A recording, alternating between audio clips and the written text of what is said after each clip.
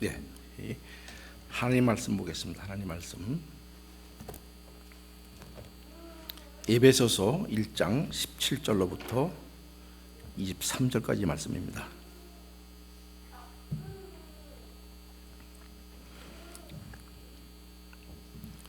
에베소서 1장 17절로부터 23절 15, 16절은 제가 먼저 읽겠습니다. 여러분들, 이를 인하여 주 예수 안에서 너의 믿음과 모든 성도를 향한 사랑을 나도 듣고 너희를 인하여 감사기를 맞이 아니하고 내가 기도할 때 너희를 말하노라. 17절 여러분들 읽길 바랍니다.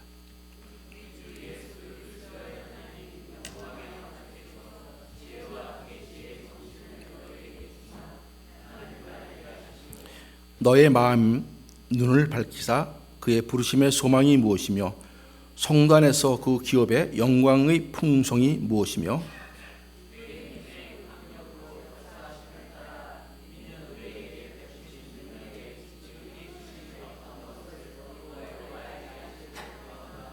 그 능력이 그리스도 안에서 역사하사 죽은 자들 가운데서 다시 살리시고 하늘에서 자기의 오른편에 앉히사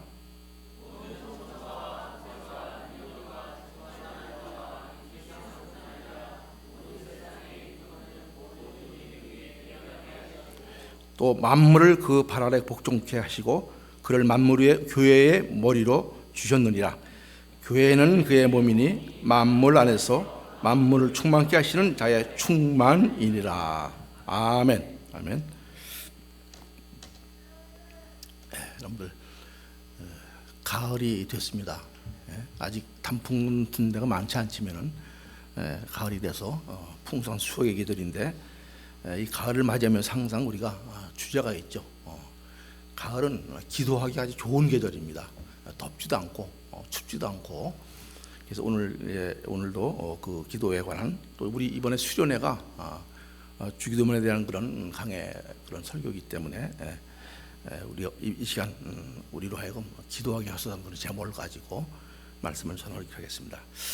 오늘의 본문에 기록된 에베소서는 여러분들 잘 아시죠? 사도 바울이 로마 감옥에 갇혀 있을 때 기록해가지고 에베소 교회를 보냈던 그런 옥중 서신입니다. 사도행전 20장을 보면은 사도 바울은 그 3차 전도 여행을 마치고 마무리하면서 예루살렘에 돌아가게 되는데 밀라노에 이르러서 자기가 그토록 온 마음을 다해 섬기고 또 세웠던 에베소 교회 사람을 보내가지고 에베소 교회 장로를 부르는 장면이 나옵니다. 이에 자신이 예루살렘에 돌아가게 되면 환난과 결박이 기다리고 있으며 그들에게 다시는 그들의 얼굴을 보지 못하게 되는 것을 알린 뒤에 고별 설교를 하게 되죠. 그때 이 고별 설교를 들은 모든 장로들은 크게 울게 됩니다. 그리고 바울의 목을 안고 그 헤어짐에 대해서 굉장히 근심하면서 또 사도 바울이 이제 예루살렘에 가서 이렇게 결박을 당한다는 그런 말을 듣고서 근심한 가운데 사도 바울을 전송하는 그런 모습이 사도행전 20장에 나오고 있죠. 그 후에 그 사도 바울의 그 말대로 로마 감옥으로 가게 됩니다. 그리고 감옥에 있을 때 오늘 15장 본문 15절 16절에 읽었듯이 로마 에베소 교회가 믿음과 사랑으로 든든히 서가고 있다는 그런 소식을 접하게 되죠. 그래서 그 소식을 듣고 함께 감사하면서 에베소 교회에 서신을 써서 보내게 됩니다. 에베소서를 쓰면서 제일 먼저 에베소 교회와 그 성도들에게 위한 간절한 기도가 무엇인지를 밝혀 있는 것을 볼 수가 있습니다. 이 바울의 중보 기도의 제목은 비단 그 당시 에베소 교회의 성도들뿐만 아니라 지금 이 시대를 살고 있는 모든 성도들의 믿음의 성장과 또 영적 성장을 위해서 중단 없이 지속적으로 기도해야 할, 구해야 할 그런 중요한 기도의 제목이기도 합니다. 이 시간 우리로 기도하게 하소서라는 제목을 가지고 하나님께서 우리에게 주시는 그 은혜의 말씀을 서로 나누는 시간을 갖기로 하겠습니다. 오늘 본문 1장 17절은 이렇게 말씀하고 있죠. 우리 주 예수 그리스도 하나님 영광의 아버지께서 지혜와 계시의 정신을 너에게 주사 하나님을 알게 하시고, 이렇게 시작하고 있습니다. 에베소 교회와 성도들 위해 했던 바울의 기도, 그 첫 번째가 무엇이냐면은 그들이 하나님을 아는데 하나님 아는 지식에 자라나기를 간절히 기도했다는 것을 볼 수가 있습니다. 고대 그 그리스 델포에 보면은 아폴론 그 신전이 있는데 그 현관의 기둥에 새겨진 유명한 말이 있죠. 그것은 바로 너 자신을 알라, 그런 말입니다. 철학자 소크라테스는 이 격언을 자신의 철학의 출발점으로 삼았었습니다. 아마 지금도 너 자신을 알라는 이렇게 철학적 논제를 가지고 골몰하고 그 자신을 알기 위해서 그 집념을 가지고 그 연구하고 또 그런 아마 철학자나 그런 사람들이 많이 있을 것입니다. 그러나 그 어떤 철학자도 그 어느 사람도 자기 자신에 대해서 인간의 실존에 대해서 명확하게 밝히지를 못했습니다. 왜 그랬을까요? 그렇게 평생을 연구하고 인간의 실존에서 연구하는데 왜 밝히지 못했겠습니까? 자기 자신을 아는 것 어쩌면 매우 아마 중요한 일일 것입니다. 그러나 한갓 피조물인 인간이 자신에 대해서 스스로 안다는 것은 어쩌면 불가능한 일일지도 모르겠습니다. 마치 장님이 코끼리를 만져보고 저마다 이렇다 저렇다 서로 주장하는 의견이 다르듯 아마 인간의 실존에 대해서 다양한 각도로 그러나 정확한 그런 해답을 얻지는 못하게 될 것입니다. 그러나 한 가지 길이 있죠. 내 자신을 알게 되는 한 가지 단 유일한 길이 있는데 그것은 하나님을 바라볼 때 우리는 나 자신에 대해서 내 존재에 대해서 비로소 명확하게 알 수가 있는 것이죠.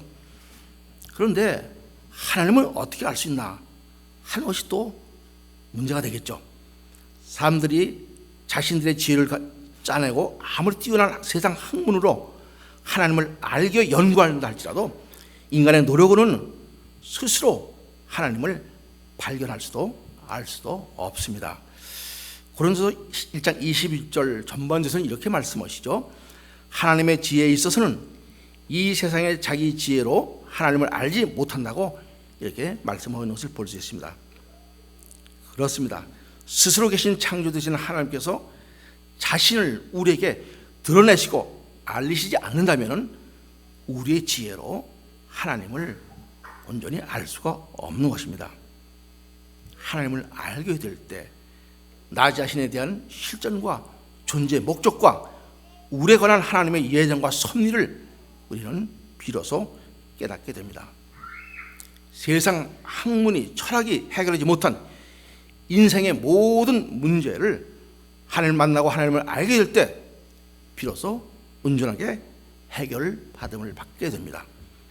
그렇기 때문에 피조물인 인간이 하나님을 안다는 것은 그 사람이 누릴 수 있는 인생 아주 최대의 축복이 되는 것이죠.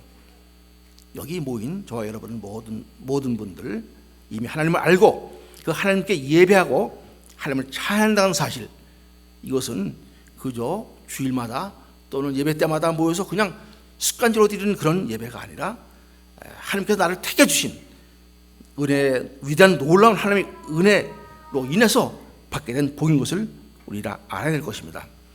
어느 누구도 이렇게 하나님께 부름받아서 자신의 발걸음으로 하나님 찾아 나왔다고 하나님을 찬양하게 되고 경배하게 되는 것이 아닌 것입니다. 하나님의 특별한 섭리가 있었기 때문에, 택하심이 있었기 때문에 여기 우리가 모여서 예배하는 것입니다. 이게 엄청난 축복이죠. 사실은 우리가 아까 좀 먼저 찬양을 불렀지만 우리 천국에 가면은 영원히 하나님을 찬양하는 일 얼마나 좋겠습니까? 영원히 기쁜 마음으로 즐거운 마음으로 계속 찬양만 한다는 사실, 여러분들 힘들 것 같아요? 너무 좋겠죠. 그 생각만 하면은 어떤 때는 이 찬양을 부르다가 뭐 다른 순서 없이 그냥 찬양만 계속 불러도 좋겠다, 그런 생각까지 하게 됩니다. 우리가 이렇게 마음껏 이 세상에서 하나님 찬양할 수 있고 예배할 수 있다는 사실, 그것은 얼마나 큰 축복인지 모르겠습니다. 그렇다면은 우리가 하나님이 어떤 분이신가에 대해서 올바르게 알기 위해서는 우리에게 필요한 요소들이 있습니다. 그 하나님을 마음껏 찬양하며 하나님을 알기 위해서 필요한 요소가 있죠. 사도 바울은 오늘 본문에서 예배소 성도들이 하나님을 아는 지식에서 자라가기를 위해 두 가지를 기도했다고 이렇게 말하고 있는 것을 볼 수 있습니다. 첫째는 지혜의 영을 성도들에게 주시도록 기도했습니다.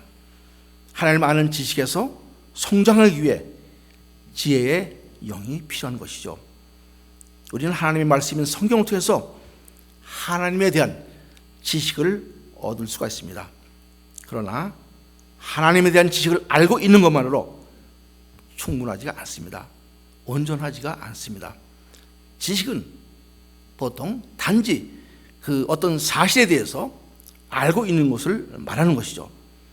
그렇기 때문에 단지 하나님께 대한 지식이 있는 것만으로도 충분하지 않다는 그런 말입니다.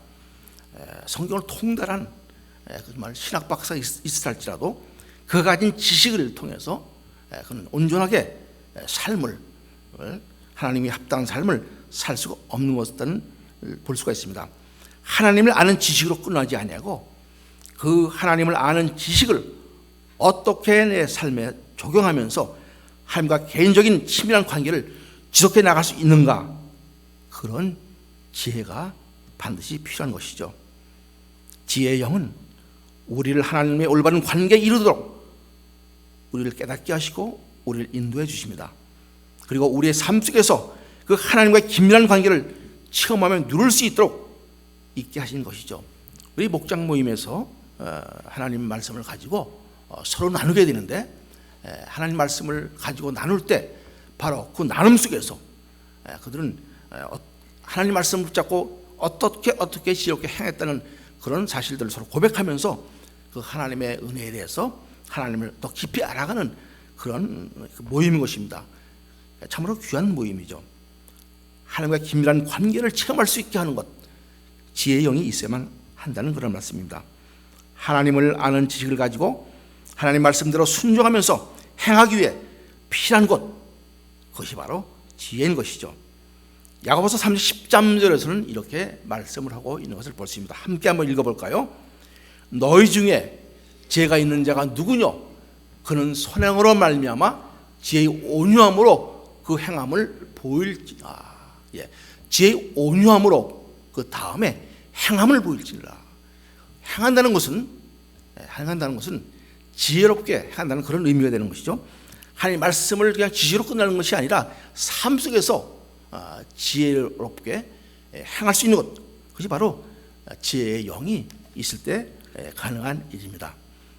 오늘 우리 교회의 올해 표가 있죠. 하나님을 힘써 알자. 이것이 우리 교회의 표입니다. 우리가 하나님을 힘써 알기 위해서 우리는 지혜의 영을 부어달라고 기도해야 할 것입니다. 이 기도는 그저 언제 한번 끝나고 마는 기도가 아니라 우리 평생에 지속적으로 계속 해야 될 그런 기도의 제목이 되겠죠. 성경을 통해서, 하나님의 말씀을 통해서 하나님을 아는 지식에 머무르지 않고 그 말씀을 우리 일상의 삶 속에서 실천해가며 순종할 수 있도록 지혜를 우리는 구해야 합니다. 그러나 또 문제가 있죠. 지혜의 영을 아무리 구해도 여전히 지혜가 부족하다고 생각할 때가 많이 있는 것을 볼 수 있습니다. 지혜롭지 못하고 행동해서 하나님의 말씀을 받고도 우리의 어떤 삶을 그르치는 경우도 있을 수가 있는 것입니다. 그러나 하나님께서는 이것도 이미 말씀으로 준비해 주셨습니다. 성경은 지혜가 부족할 때 함께 구하라고 이렇게 약속을 하십니다. 말씀을 하십니다. 야고보서 1장 5절의 말씀이죠. 한번 같이 읽겠습니다. 너희 중에 누구든지 지혜가 부족하거든 모든 사람에게 후히 주시고 꾸짖지 아니하시는 하나님께 구하라. 그리하면 주시리라. 아멘. 지혜가 부족하다고 염려하거나 좌절하거나 그 이름을 거셨습니다. 지혜가 부족하다고 느낄수록 더 우리는 그 지혜를 달라고 하나님께 기도하고 간구할 때 우리는 지혜의 영을 통해서 지혜를 풍성히 받을 수 있다는 사실을 믿고 지혜를 구하기에 늘 기도할 수 있는 우리 모두가 되시기를 바랍니다. 저 여러분 모두가 지혜의 영으로 충만케 되시기를, 그것이 큰 축복인 것을 여러분 깨달으시고 그렇게 기도하시기 바랍니다. 그래서 하나님의 말씀을 듣고 그 말씀을 우리 삶 속에서, 생활 속에서 이렇게 실천해 갈 수 있도록 그런 우리가 되게 될 수 있어야 될 것입니다. 두 번째 기도 제목이 있었죠. 사도 바울은 에베소 교회 성도들이 하나님을 올바로 알 수 있도록 계시의 영을 달라고 구했습니다. 오늘 본문에서는 계시 정신이라고 이렇게 번역이 되어 있는데 원래 그 뜻은 퓨니마라는 뜻을 썼기 때문에 영으로 우리가 해석할 수가 있습니다. 계시는 여러분들 알듯이 어떤 그 감추인 것을 드러내다, 벗기다 그런 의미를 지닌 말이죠. 하나님의 계시는 하나님의 말씀 안에 숨겨져 있습니다. 이 계시된 하나님의 말씀이 우리 가운데 밝히 드러내요. 우리가 깨닫게 되기 위해서 우리는 계시의 영이 우리와 함께 한다는 사실을 알아야 할 것입니다. 어떤 사람의 생각, 그 사람의 속 사정은 그 사람 속에 있는 영 외에는 다른 사람은 알 수가 없는 것이죠. 이와 마찬가지로 하나님의 말씀 안에 계시던 하나님의 생각은 하나님의 영 이외에는 아무도 알 수가 없습니다. 이에 대해서 고린도전서 2장 11절에서는 이렇게 말씀을 하시죠. 한번 그것도 같이 우리 보도록 하겠습니다. 사람의 사정을 사람의 속에 있는 영 외에 누가 알리요? 이와 같이 하나님의 사정도 하나님의 영 외에는 아무도 알지 못하느니라. 하나님의 영, 하나님의 영이 임할 때, 하나님의 영을 의지할 때 하나님의 생각이 무엇인지를 우리는 알게 되고 깨닫게 된다는 그런 말씀이죠. 하나님의 영은 무엇입니까? 바로 성령이 되는 것이죠. 그렇습니다. 하나님에 대해 올바로 알기 위해서는 하나님의 말씀 안에 하나님의 영에 의해 계시된 계시의 영이 우리에게 임해야 합니다. 하나님의 영은 바로 성령을 말하는 것이죠. 요한복음 16장 13절에서는 이렇게 분명하게 우리에게 말씀하고 있는 것을 볼 수 있습니다. 한번 그 말씀도 같이 읽어 보시겠습니다. 한 목소리로. 그러나 진리의 성령이 오시면 그가 너희를 모든 진리 가운데로 인도하시리니, 그러니까 자의로 말하지 않고 오직 듣는 것으로 말하시며 장래일을 너에게 알리시리라. 아멘. 장래일이 어떤 일이죠? 아직 일어나지 아니한 어디 성경 속에 감춰지는 그런 미래의 일들, 그런 미래의 일들을 너에게 알리시리라 이렇게 말씀하셨습니다. 바로 성령이 임할 때 우리가 질 가운데 인도될 뿐만 아니라 장래일, 숨겨진 하나님의 말씀 속에 있는 그런 일들을 우리가 깨닫게 된다는 그런 말씀이죠. 미래되어질 일들, 그런 모든 일들이 말씀 속에 계시되어 있다는 사실을 알고 있습니다. 계시의 영, 성령은 계시된 하나님의 말씀을 우리가 알 수 있도록 우리에게 모든 하나님의 역사와 그 사역의 현장에서 우리에게 밝히 드러내 보실 것입니다. 성도 여러분, 사도 바울이 기도한 것처럼 우리가 하나님을 온전히 알고 함께 주신 말씀에 대해 순종하면서 살 수 있도록 우리 모두에게 지혜의 영과 계시의 영을 부어달라고 이 가을에 기도해야 할 것입니다. 또 둘째, 사도 바울은 성도들이 하나님이 우리를 부르신 소망에 대해서 알기를 원한다고 기도했습니다. 오늘 본문 1장 18절 그런 말씀에 이렇게 되어 있습니다. 너의 마음의 눈을 밝히사 부르심의 소망이 무엇이며 성도 안에 그 기업의 영광의 풍성이 무엇이며 이렇게 말씀하셨습니다. 하나님이 예정하시고 선택하셔서 부르신 그 부르심을 입은 성도들은 구원이 완성되고 주님 앞에 거하며 만물이 주 안에서 통일됨으로써 최종적으로 영원하게 된다는 사실을 분명히 성경은 밝히고 있습니다. 로마서 8장 30절 말씀에서는 이렇게 말씀하고 있죠. 또 미리 정하신 그들을 또한 부르시고 부르신 그들을 또한 의롭다 하시고 의롭다 하신 그들을 또한 영원하게 하셨느니라. 아멘. 이것은 바로 저 여러분 한 사람 한 사람에 향하신 하나님의 약속의 말씀이고 하나님의 그 말씀인 것을 우리가 알 수 있습니다. 정하신 이들을 부르시고 태초 하나님께서 우리를 정하셨죠. 우리가 태어나기 전에 만세 전부터 우리를 정하시고 또 우리를 부르셨습니다. 그리고 부르신 우리를 의롭다고 하시고 의롭다고 하신 우리를 또한 영원하게 하셨다고 말씀하고 있습니다. 얼마나 큰 상상할 수 없는 그런 축복이죠.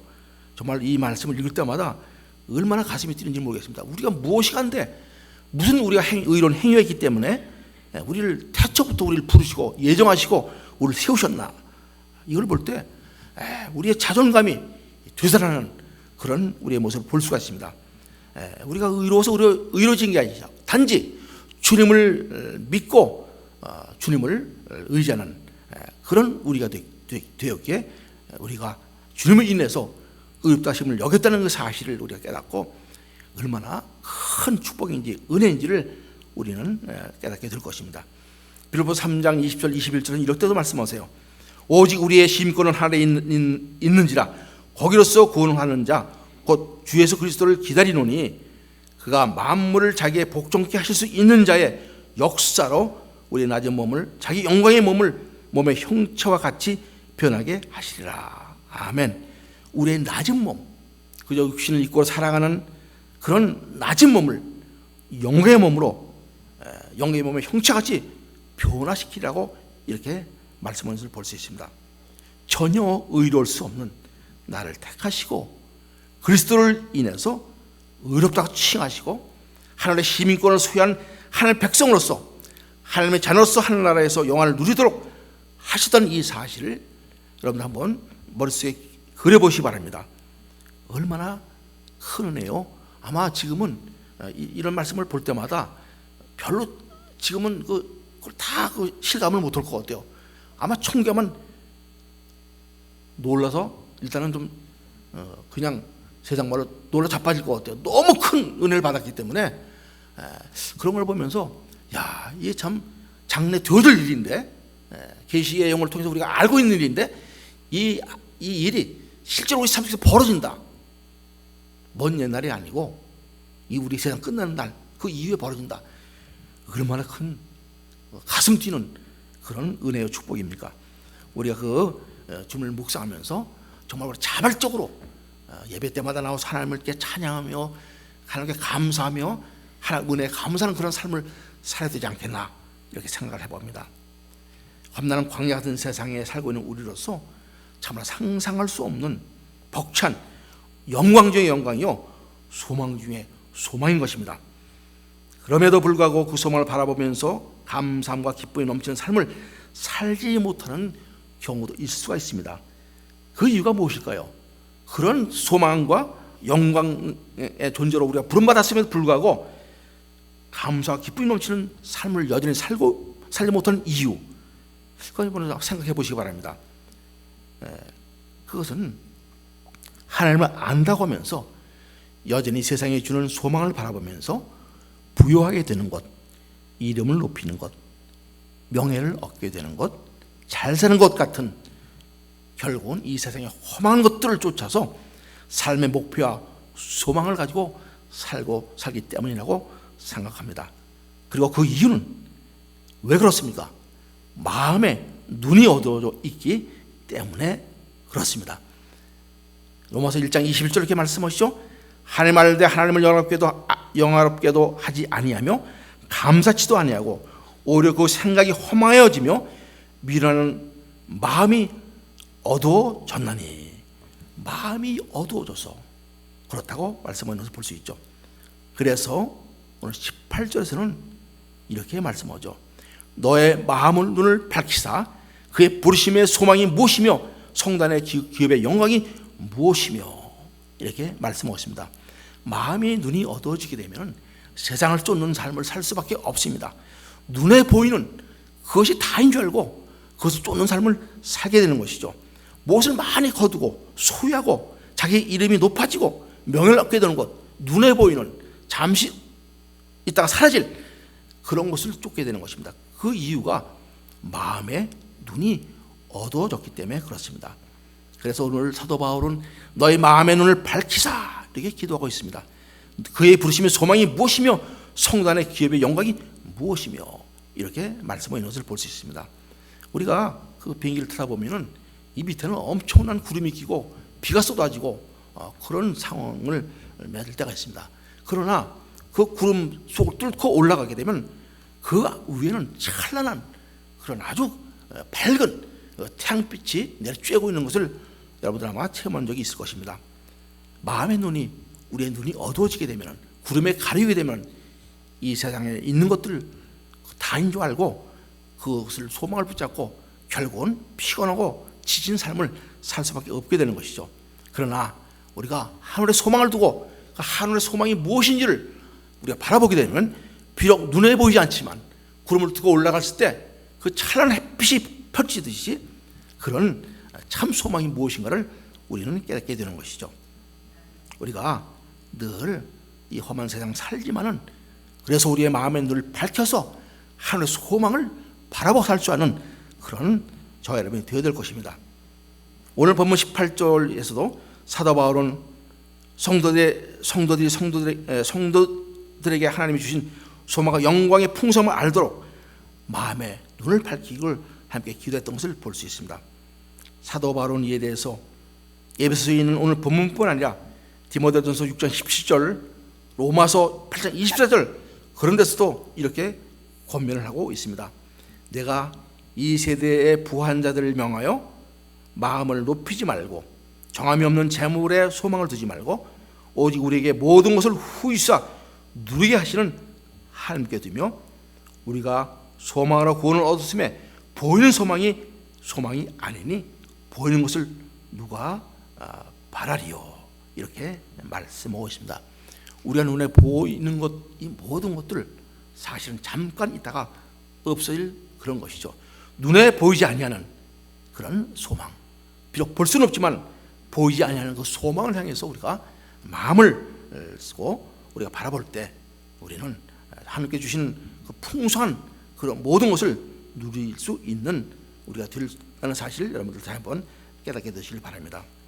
저 여러분 모두가 마음의 눈을 밝혀서 하나님이 주신 하나님의 나라의 영광된 기업의 소망을 바라볼 수 있게 되기를 주님으로 축복합니다. 셋째, 하나님의 능력의 크심을 알게 해달라고 기도했습니다. 오늘 본문 1장 19절 말씀이죠. 그의 힘의 강력으로 역사심을 따라 우리에게 베푸신 능력의 지극히 크심이 어떤 것을 너를 알게 하기를 구하노라. 여기 보면은 힘의 강력으로 역사심을 따라, 그냥 강력이라는 말이 들어가세요. 파워풀한, 다이나믹한 그런 하나님의 힘, 그 역사심에 따라 우리에게 베푸신 능력, 우리가 생각할 것이 있는데 베풀어 주실 능력이라, 이미 베푸신 능력이라고 말씀하고 있는 것을 여러분들 주목해 보시기 바랍니다. 사도 바울이 에베소 성도들에게 하나님의 능력이 주어지도록 기도한 것이 아니라는 사실이죠. 하나님 이런 능력을 주시옵소서, 우리 보통 그렇게 기도하죠. 그것이 아니라는 말씀입니다. 이미 베푸신 능력이 우리 가운데 있다는 사실이죠. 본문에서 우리는 베푸신 능력이라는 말, 그들 안에 이미 역사하고 있는 하나님의 능력이 알도록 우리가 기도하는 것입니다. 누가복음 9장을 보면은 예수님은 12제자들을 부르시고 그들에게 귀신을 쫓아내며 병을 고치는 능력과 권세를 주었던 것을 알 수가 있습니다. 그런데 제자들은 이미 그런 능력을 받았음에도 불구하고 귀신 들린 아들을 가진 사람이 자신의 아들에게 들린 귀신을 쫓아내기를 바라고 제자에게 부탁했지만은 쫓아내지 못하고 주님께 책망을 듣는 그런 장면들이 나옵니다. 이미 받은 하나님의 능력에 대해서 제대로 알지 못했고 확신이 없었기 때문에 그들은 그 능력의 역사를 체험하지 못했던 것입니다. 하나님께서 성도에게 이미 베푸신 능력은 바로 그리스도 안에서 역사하신 그런 파워풀한 강력한 능력인 것이죠. 하나님의 강력한 능력은 예수 그리스도를 죽은 자 가운데서 살리셨을 뿐만 아니라 하나님의 보호자 우편에 앉으시도록 하늘로 옮기셨습니다. 오늘의 본문 1장 20절 이하에는 이렇게 말씀하죠. 그 능력이 그리스도 안에서 역사하사 죽은 자들 가운데서 살리시고 하늘에 자기의 오른편에 앉히사. 그리고 하나님의 능력은 이 세상의 모든 권세와 만물이 그리스도 발 아래 복종케 하신 그런 능력이죠. 예수님 한 분, 그분 앞에 이 세상 권세 모든 만물 복종하신 그런 능력, 그런 능력이 되는 것이죠. 하나님께서는 모든 성도들에게도 주님과 같은 동일한 능력을 이미 주셨습니다. 우리가 그런 하나님의 능력을 제대로 알게 되면 결코 세상을 두려워하지 않게 될 뿐 아니라 부활과 구원에 대한 흔들리지 아니한 확신을 갖게 되는 것이죠. 우리를 구원하셔서 하나로 옮기시는 것은 우리 안에 하나님의 능력이 강력하게 역사하기 때문입니다. 이미 주어진 그런 능력인 것이죠. 로마서 1장 16절에서는 이 복음은 구원을 주시는 하나님의 능력이 된다고 말씀을 하십니다. 우리가 받은 그 복음 그 자체가 구원을 주시는 하나님의 능력이라고 말씀을 하십니다. 그 능력을, 그 복음을 이미 우리는 받아 누리는 것이죠. 그렇죠? 얼마나 힘이 납니까? 여러분들 좀 힘들고 어렵다고 근심하고 걱정할 필요 없어요. 그런 파워풀한 능력이 나 안에 있는데 그것을 선포하면 됩니다. 근데 그러지 못하잖아요. 눈에 보이지 않기 때문에, 없는 것 같기 때문에. 그래 분명히 베푸신 능력이라고 말씀해요. 베풀어 주셨다 이런 말씀이죠. 그 능력을 믿고 그 주님의 능력을 선포하는, 그 세상을 이기는 삶을 사는 우리가 되시기를 주님으로 축복합니다. 우리는 하나님으로부터 이 세상에서 겪게 되는 역경과 그 어떤 환경일지라도 세상을 이길 수 있는 능력을 이미 받았습니다. 받았으면 그 능력을 선포하고 누리면 되는 것이죠. 사용을 하면 되는 것이죠. 그렇기 때문에 세상에 감당 못할 믿음의 사람들은 능력을 지닌 믿음의 사람들이 될 수 있는 것입니다. 믿음의 사람들은 능력의 사람들이 될 수 있는데 세상에 감당 못한 그런 사람들이 되는 것이죠. 요한복음 16장 33절에서는 이렇게 우리에게 말씀을 하십니다. 요한복음 16장 33절 말씀입니다. 함께 읽어보죠. 이것을 너에게 이름은 너희로 내 안에서 평안을 누리게 하려 함이라. 세상에서는 너희가 환난을 당하나 담대하라. 내가 세상을 이겨노라 하시니라. 아멘. 하나님께서는, 주님께서는 세상에서 우리가 환난을 당할 것을 이미 알고 계세요. 알고 계셨기 때문에 하나님께서는 우리에게 능력을 이미 베풀어 주신 것입니다.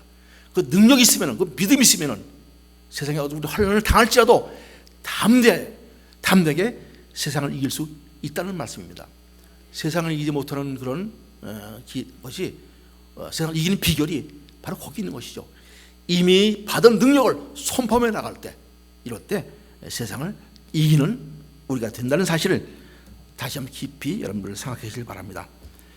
요한일서 5장 4절과 5절에서 똑같은 말씀을 선포하죠. 대저 하나님께로 난 자마다 세상을 이기느니라.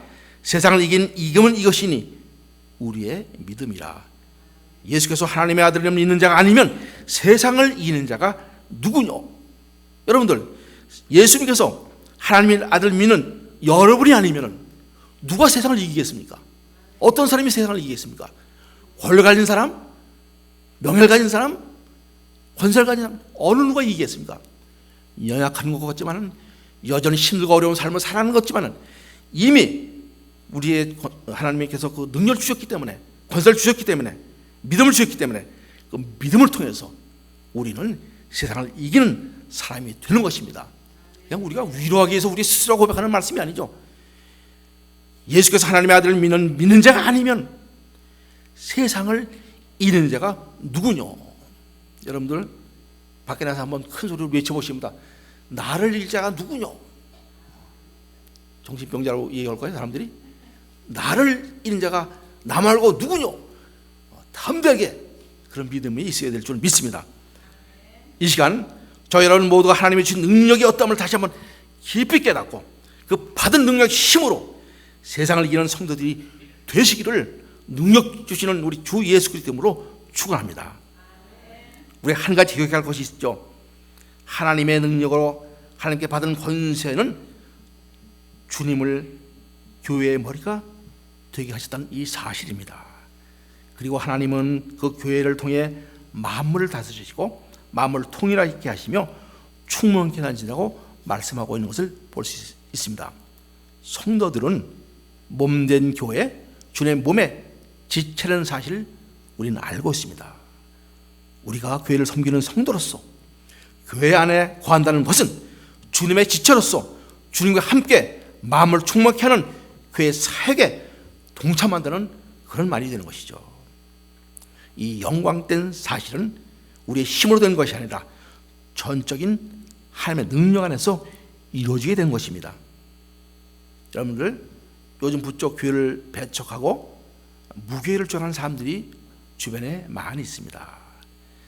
자신의 몸이 성령이 거하는 전이라고 이렇게 얘기를 하면서 자신이 그 얘기를 하는데, 그건 뒤집어 얘기하면 자신이 몸이 성령이 거하는 전이다, 내가 교회다, 내가 몸된 교회다, 이런 이단 똑같은 말씀이죠.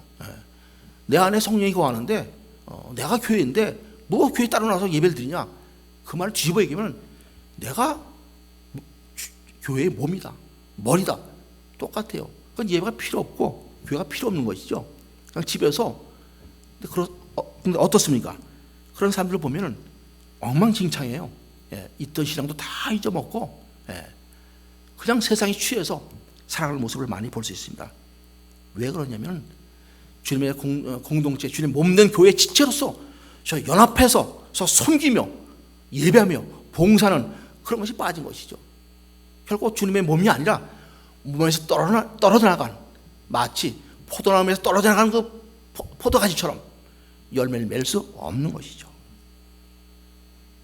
고린도서 2장 8절에서는 이렇게 말씀합니다. 누가 철학과 헛된 속임수로 너희를 노력할까 주의하라. 이것이 사람의 유전과 세상의 토종학문을 쫓음이요 그리스도를 쫓음이 아니니라. 교회가 필요 없다, 내가 교회다, 내 몸이 교회고 내가 주님을 영접했으면 됐지. 여러분, 주님을 영접했다는 것도 착각이에요. 주님을 영접했으면 주님이 나를 알고 있어야 되는 것이죠. 그렇죠? 주님이 나를 영접하면 주님이 나를 알고 있어야 돼. 내가 주님을 아는 것을 끝나면 안 된다는 그런 말씀이죠. 우리가 나가 주님을 영접해서 주님을 알고 있는데 천국 갔을 때 나는 도무지 너를 모른다?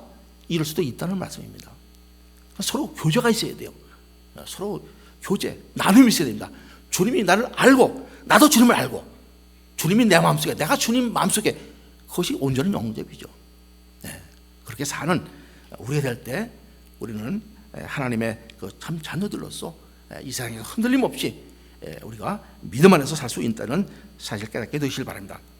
성도 여러분, 사도 바울이 예배교회 성도들을 위해 기도했던 기도의 제목들은 우리 교회와 모든 성도에게 그대로 이루어져야 될 그런 제목들입니다. 하나님을 더 깊이 알기 위해서, 하나님을 힘써 알기 위해서 여러분들 날마다 그렇게 기도하시기 바랍니다. 지혜와 계시 영으로 충만케 해달라고 기도하시고, 우리의 마음이 눈이 밝아져 우리를 부르신 소망과 우리 장차 누리게 될 하나님의 기업의 풍성함이 무엇인지를 바르게 알 수 있게 우리의 마음을 밝혀달라고 기도하는 그런 우리가 되어드리겠습니다. 그리고 교회를 통해 만물을 통일하시며 마음을 충만케 하시는 교회의 머리 되신 주님의 지체들로서 이 세상 사는 동안에 세상을 이기며 세상 끝날 부활의 능력을 덧입고 하늘 우편에 계시는 주님과 함께 거하는 그런 영광스러운 성도들이 되시기를 주님으로 축원합니다. 이 시간에 우리 잠시 머리 숙여 기도할까요? 하나님, 우리가 이렇게 기도할 수 있게 하시옵소서. 우리가 말씀했듯이 하나님, 우리가 우리에게 하나님 더 깊이 알 수 있도록 그 아는 지식으로 끝나지 아니하고 지혜와 계시형을 우리에게 부어주셔서 우리가 지혜롭게 하나님의 말씀 우리 삶 속에 실천할 수 있도록 해달라고 이렇게 말씀하시고, 답답한 인생길, 한치 앞도 알 수 없는 건 인생길이지만 말씀 속에 감춰진 비밀의 그 계시를 통해서, 계시형을 통해서 우리의 말씀을 바로 깨닫고 펼쳐질 모든 하나님의 준비된 예비된 그런 세계를 볼 수 있게 해달라고 이렇게 기도하시고, 우리에게 주신 소망이 무엇인지를 다시 한번 깊이 깨닫게 해달라고 이렇게 기도하시고, 또 교회를 통해서 통일하시는 그 교회 안에 우리가 지체로서 교회를 섬기며 믿음 가지고 세상을 이길 수 있는 그런 우리에게 되어 달라고 우리가 정말 내 진솔한 마음으로 한 2, 3분 여러분들 나만의 그런 진실한 마음으로 함께 기도하는 그런 시간 갖겠습니다.